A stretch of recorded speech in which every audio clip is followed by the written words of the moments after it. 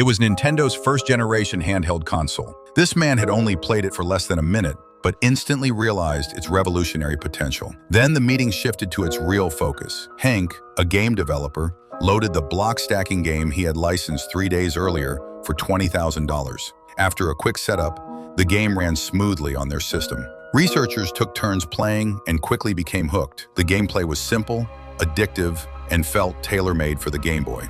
They immediately agreed to bundle the game with the console for its launch. But one major issue remained. The handheld rights hadn't been cleared. The next morning, Hank flew to London to meet with Mirror Group, a media company claiming to hold exclusive rights to the game. Hank requested to add handheld rights to the license, but quickly noticed they seemed unsure about whether they actually owned that category. Suspecting something was off, he privately reached out to Stein, the middleman who negotiated licenses with the Soviet Union. Hank pleaded for help acquiring the handheld rights and even offered an extra $5,000 as a reward if he succeeded. Stein showed interest, but warned that dealing with Soviet officials would be slow and risky. Less than a week later, Hank received a shocking call from Nintendo of America. Stein had gone around Mirror Group and sold the handheld license to Atari for $100,000. Even worse, Atari was preparing to launch a handheld device of their own.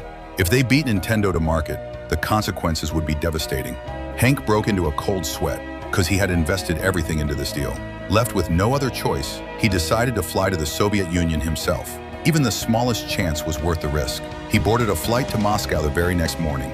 But once there, he quickly realized the challenge ahead. Tensions between the US and the Soviet Union were sky high, and locals avoided him as soon as he mentioned E-Lorg, the Soviet agency in charge.